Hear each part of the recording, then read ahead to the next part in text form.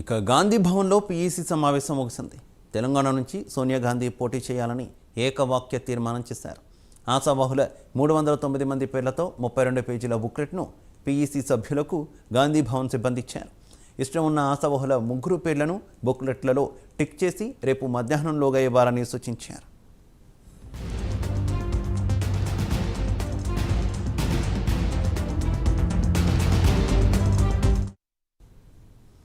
ఇదే విషయానికి సంబంధించి మరింత సమాచారం మా కరెస్పాండెంట్ నాగేంద్ర అందిస్తారు.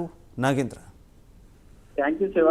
దాదాపు గాంధీ భవన్ లో ప్రదేశ్ ఎన్నికల కమిటీ సమావేశం 2 గంటల పాటు కొనసాగింది.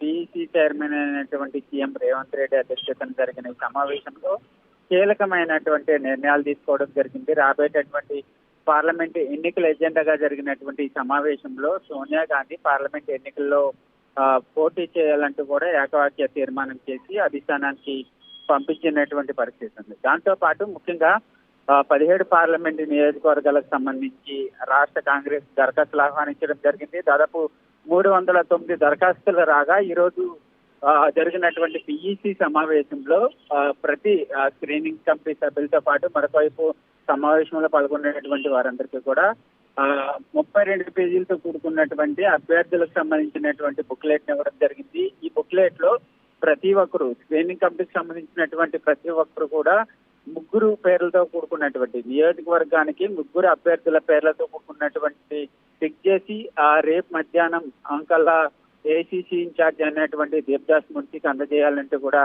చెప్పినటువంటి పరిస్థితి ఉంది. దీంతో పాటు మరొకవైపు ప్రధానంగా ఎన్నికల ప్రచార వ్యూహ శైలి ఏ విధంగా ఉండాలన్న దానిపైన ప్రధానంగా చర్చ జరిగింది. దాంతో పాటు మరొకవైపు గ్రౌండ్ లెవెల్ లో 17 పార్లమెంట్ నియోజకవర్గాల్లో ప్రతి ఒక్కరు కూడా ఎప్పటి నుంచే ఎన్నికల ప్రచారాన్ని ప్రారంభించాలనేటటువంటి అంశాన్ని కూడా ఈ సందర్భంగా సీఎం రేవంత్ రెడ్డి చెప్పినటువంటి పరిస్థితి ఉంది. ఈ సందర్భంగా నల్గొండ జిల్లాకు సంబంధించినటువంటి నేతలు మాట్లాడుతూ నల్గొండ జిల్లాలో భారీ బహిరంగ సభను 2 లక్షల మందితో భారీ బహిరంగ సభను ఏర్పాటు చేస్తాం. ఆ సభకి ప్రియాంక గాంధీని ముఖ్య అతిథిగా తీసుకురావాలంటూ కూడా ఈ సందర్భంగా నల్గొండ జిల్లాకు సంబంధించినటువంటి నేతలంతా కూడా సీఎం రేవంత్ రెడ్డికి కోరడం జరిగింది. దాంతో పాటు మరొక వైపు ఇతర కొన్ని కీలక అంశాలు ఏదైతే కృష్ణా జలాలకు సంబంధించినటువంటి అంశం పైన ఒకవైపు బీఆర్ఎస్ మరొకవైపు ప్రభుత్వం పైన విమర్శలు చేస్తున్నటువంటి నేపథ్యంలో ఈ కృష్ణా జలాలకు సంబంధించినటువంటి అంశంలో కూడా ఏ విధంగా తిప్పుకొట్టాలి రాష్ట్ర కాంగ్రెస్ నేతలు, అదేవిధంగా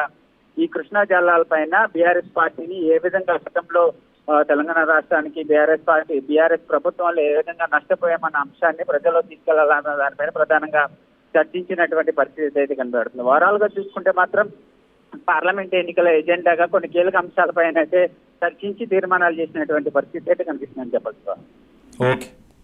ఓకే నాగేంద్ర, థ్యాంక్ యూ.